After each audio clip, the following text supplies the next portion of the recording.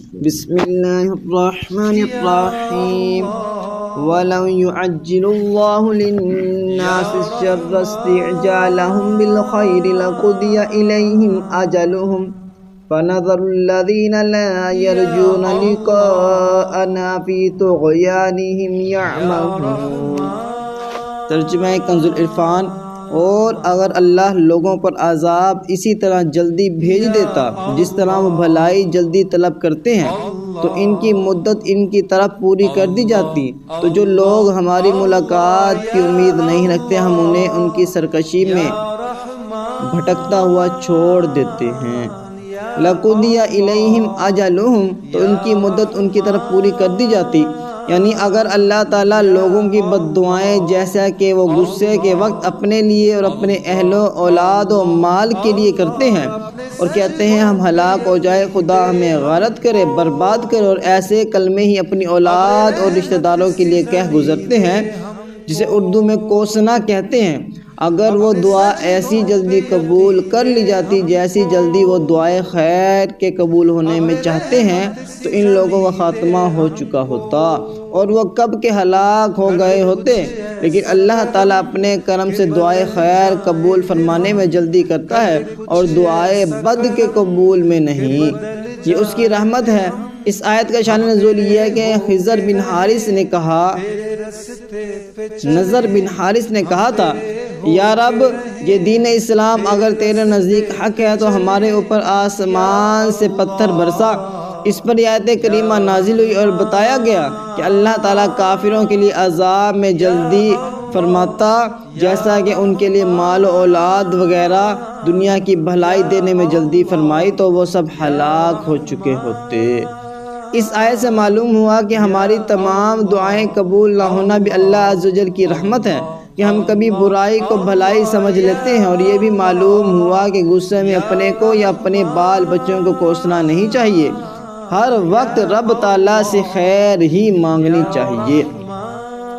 نامعلوم کون سی گھڑی قبولیت کی ہو، اور بعض اوقات ایسے بھی ہو جاتا ہے کہ اولاد کے لیے بد دعا کی اور وہ قبولیت کی گھڑی تھی جس کے نتیجے میں اولاد پر واقعی وہ مصیبت و آفت آ جاتی ہے جس کی بد دعا کی ہوتی ہے، لہٰذا اس طرح کی چیزوں سے احتراز ہی کرنا چاہیے۔ حضرت جابر رضی اللہ تعالیٰ عنہ فرماتے ہیں ہم نبی کریم صلی اللہ علیہ وسلم کے ساتھ بوات کی جنگ میں گئے، آپ مجدی بن عمر جہنمی کو تلاش کر رہے تھے، ایک اونٹ پر ہم 5، 6 اور 7 آدمی باری باری سوار ہوتے تھے، ایک انصاری اونٹ پر بیٹھنے لگا تو اس نے اونٹ کو بٹھایا، پھر اس پر سوار ہو کر اسے چلانے لگا، اونٹ نے اس کے ساتھ کچھ سرکشی کی تو اس نے اونٹ کو کہا شا، یعنی اللہ تم پر لعنت کرے۔ حضور اقدس صلی اللہ علیہ وسلم نے دریافت فرمایا کہ اونٹ پر لعنت کرنے والا شخص کون ہے؟ اس نے کہا یا رسول اللہ صلی اللہ علیہ وسلم یہ میں ہوں۔ ارشاد فرمایا اس اونٹ سے اتر جاؤ اور ہمارے ساتھ ملعون جانور کو نہ رکھو۔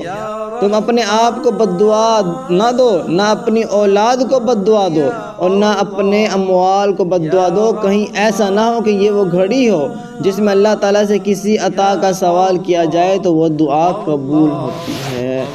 صلو علی الحبیب صلی اللہ تعالیٰ علی محمد صلی اللہ علیہ وسلم۔ ہم نے جو اس آیت کی تفسیر پڑھی اس میں ہمیں یہی سیکھنے کو ملا کہ رب عز و جل سے ہر وقت ہر حالت میں خیر ہی طلب کرنی چاہیے، اور دوسری بات بعض اوقات ہمارے اوپر حالات، مشکلات، پریشانیاں ایسی آتی ہیں کہ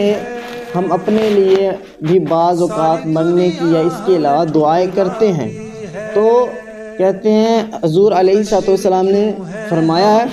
خلاصہ عرض کر رہا ہوں کہ اپنے لیے موت کی دعا نہیں مانگنی چاہیے، کیونکہ ہو سکتا ہے کہ تمہاری جو موت ہے تم دعا مانگ رہے ہو، تمہاری جو موت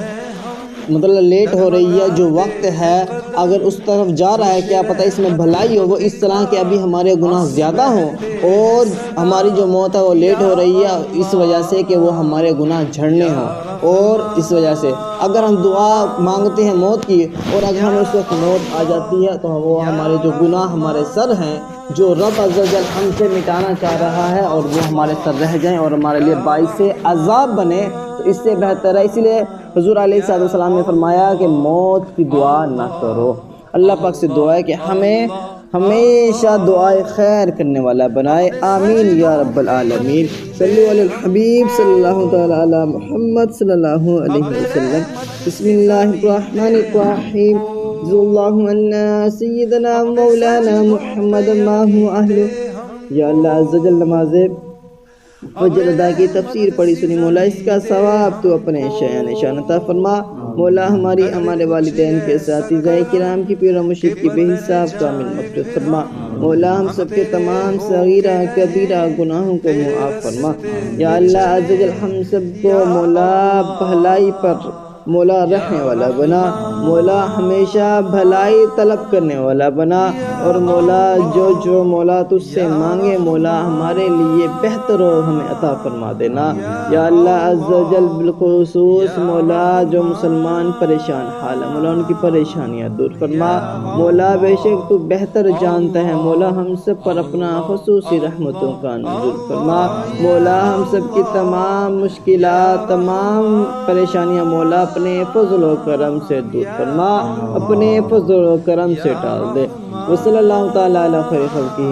محمد وعلی آلہ وصحبہ اجمعین برحمتک یا ارحم الراحمین۔